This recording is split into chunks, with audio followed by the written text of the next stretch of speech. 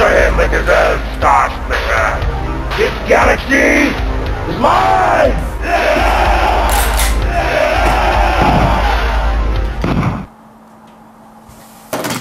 No, not again.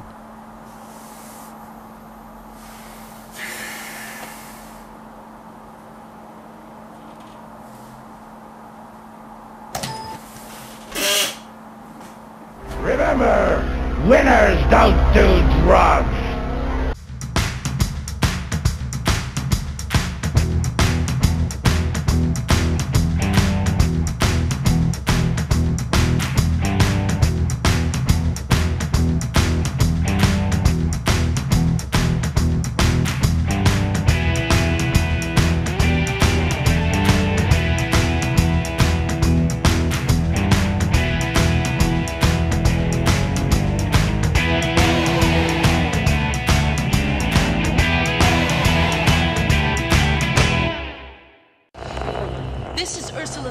Commander of Colonial Star 1.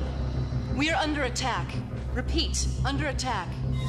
My ship has been overrun by the Black Brigade. Captain Talon is in control of the Star Splitter cannon.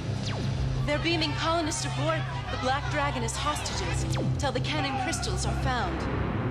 Situation bleak. Deflector shield destroyed. Can't hold out much longer. Please respond. Give that lady an Oscar. Bravo. Bravo. So, hello dudes and dudettes. Bandy Man here, and today we're looking at Space Pirates by American Laser Games. You will find many similarities with the Mad Dog McCree game to Space Pirates. The health system, 3 hits and you're out.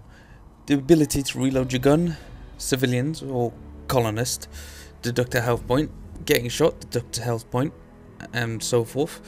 It's the same concoction throughout all of their games really, so we can't expect much variety, apart from the scenes and the characters and all that. I have to say that I am impressed again with the props and the settings they do, and coming out onto 4 platforms as well. First one being the arcade, which would have been really cool to get some footage of and to even try, because I imagine that was the best out of all the platforms it was released on. The next one that came off was the 3DO console, which I can imagine was okay, I suppose. I mean, I haven't had a chance to try it, so I couldn't say. Then there's the DOS and the DVD version. By far my favourite out of the ones I played was the DOS version, because the DVD version is just a big steaming pile of shit, to be honest. The first one, which obviously the arcade, was released back in 1992. But the only 2 I managed to really play on were the DOS and the DVD versions. And despite the DOS having terrible video quality, which is expected, the DVD version just lets you down. So many downsides to this, it's ridiculous. There's no HUD elements, so you don't know how many hits you got, or what your score is, or how much ammo you have left. Playing it with just a remote on your TV, it's just no fun. So I tried playing it on my computer. Maybe it's a bit easier with a mouse, but it was even worse. The fire reticle disappears when you try to move it around with your mouse. It's got this invisible boundary box that doesn't allow you to move your mouse outside of it, because as soon as you do, you're basically screwed for that level, as you can't get your shooting reticle back. And basically means you're bloody dead. I can imagine the arcade version being the best, as there is actually guns that you hold, but as for the rest, crap in comparison. So for the remainder of this review, I'm going to be speaking from the DOS perspective, as I believe the DVD doesn't accurately portray the game in terms of gameplay, but I will be using some of the footage of the DVD version, as heck, at least it looks pretty on the DVD, and I don't particularly want my eyes to run away as well as my mind. Okay, so as I was saying, the scenes and props, good. Cheesy sci-fi looking, yes, but I feel a lot more effort went into this game than Mad Dog McCree, and it does show. Despite the drawbacks in visuals for the DOS version, it is still my favourite, as it's a lot more fast-paced action than the DVD. And in terms of HUD, much nicer than the other ported versions. So, Space Pirates!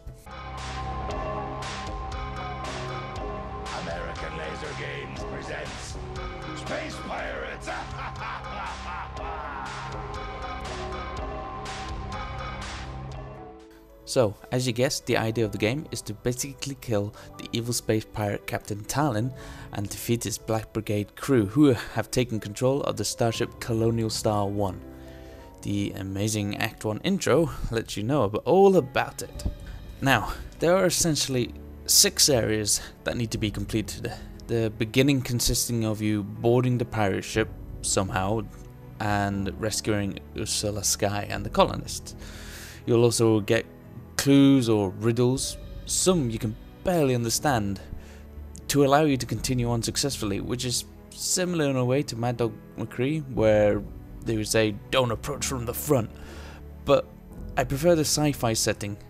Though annoying, really annoying at sometimes, you really just can't understand what the hell the characters are saying. For the chance to make it more alien-like, they've distorted the voices and you just can't hear what they're saying. Surrender, mom! Beware of his flute and the palm of her hand. Don't shoot what the medicine man brings from the fire, but shoot before lightning strikes. Clue-wise, as an example, the first one you get is to shoot the correct light colour the lady strapped to the chair says. It frees the commander, who tells you how to save Ursula.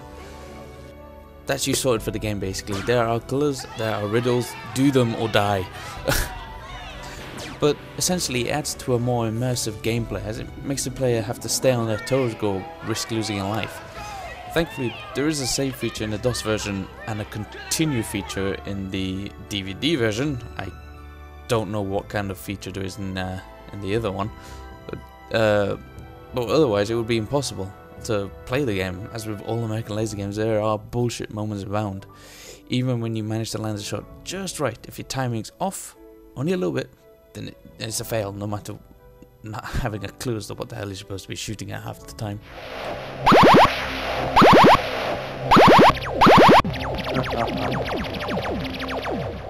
So part 1 of this game is basically saving Ursula and the colonists from the pirate ship.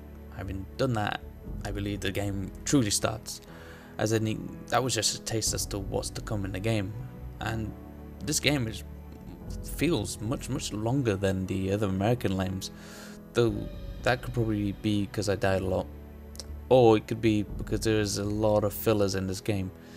The bottles that get thrown up by the prospector and Mad Dog McCree, well, at the end of each level, you could say, you'll be shooting something. Basically you gotta shoot bottles, you gotta shoot robots, you gotta shoot skulls, you gotta shoot the mines right at the beginning. It's basically cheap filling between levels, which is just annoying. The one at the beginning is fine. Mines, you're trying to get to a ship, I can understand that. You can get away with it once, but I think it happens 5 times in the game. That's just too many times. As I've said, the main objective is to kill the pirate captain and blow up his ship. To do that, we need the Star Splitter cannon, which seems underpowered considering the effort you gotta go through to get the 3 crystals you need to find to work the damn thing. Blue, green and red crystals appear randomly on the different planets that you need to explore.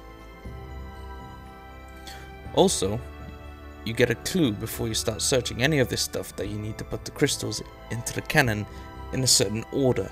Otherwise, you won't succeed and will instantly get teleported somewhere where you'll get killed. So that's nice that they haven't got rid of that, because that was annoying in the first one.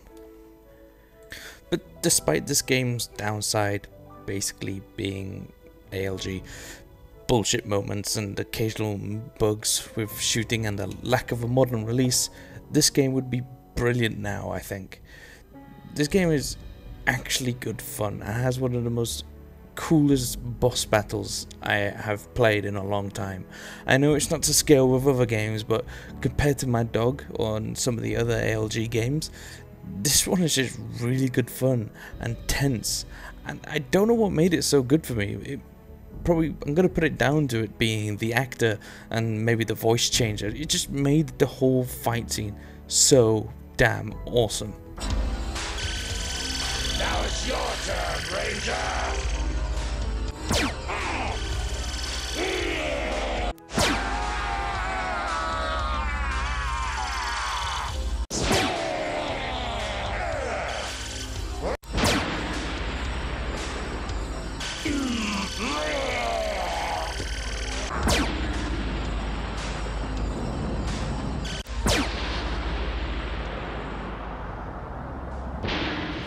So, all in all, I do like this game more than Mad Dog, obviously, and couldn't recommend it more, if not just to have a go for yourself and see why I like it.